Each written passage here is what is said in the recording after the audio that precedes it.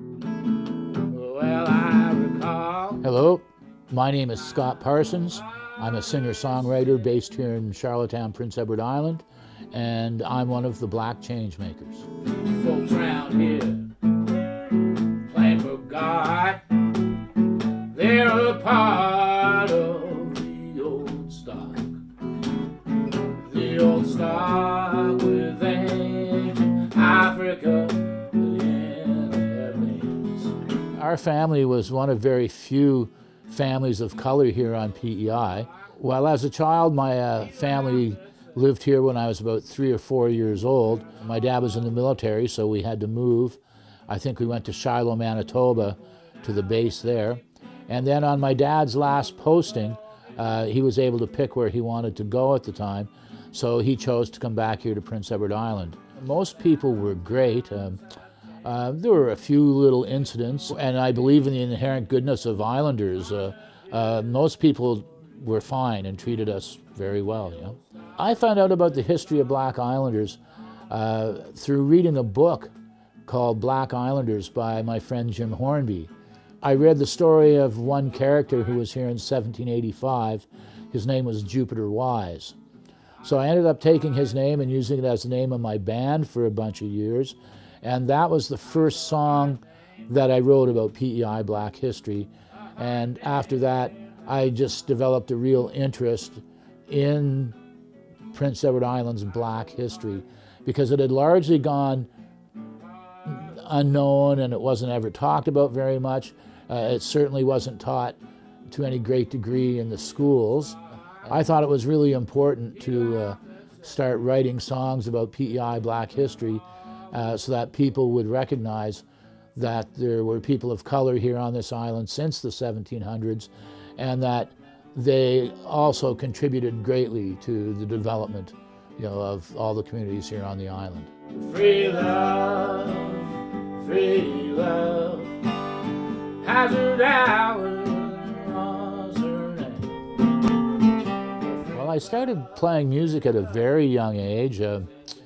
There's an old picture of my older siblings and my oldest brother is holding me in his arms, and I'm all of 2 years old. And when I saw the picture, I kind of zoomed in on it to see what I was holding, and I was holding a little tiny toy guitar in my hand at the age of 2, believe it or not. You got a hard name, buys a hard name. Myself and Harry Baglow. Harry was a scholar, and Ron Irving, who was the sort of the maestro of theater in Charlottetown for many years. We wrote a play called The Old Stock, and we toured that all around to island schools and to community theaters. And it talked about a young girl who discovered that she had people of color in her family history, something that she had never known up until that point. Don't get me wrong, life was still hard for Black Islanders. Racism was still very prevalent. That really, for me, cemented an interest in writing about PEI's Black history. And then people from the community, all from east to west, started to come and tell me stories about their family and saying, well, there's a story about this person or there's a story about that person. Or a petition to the governor from ladies of Charlottetown. Things have certainly changed here in Prince Edward Island in the last number of years, I'd say the last 10 years. And I didn't want Prince Edward Island's Black history to sort of be forgotten and fade away. So I felt it very important to be working with the kids. And my father said to me, music's an easy way to get people to learn. The kids like the music, so they kind of absorb the information much easier than if you're just trying to read to them out of a textbook, so. It's just an honor to be, recorded and part of the history of the island. As of tomorrow, it'll be, just back to work as usual, yeah? The music continues. I'll keep playing and writing until I drop, I hope.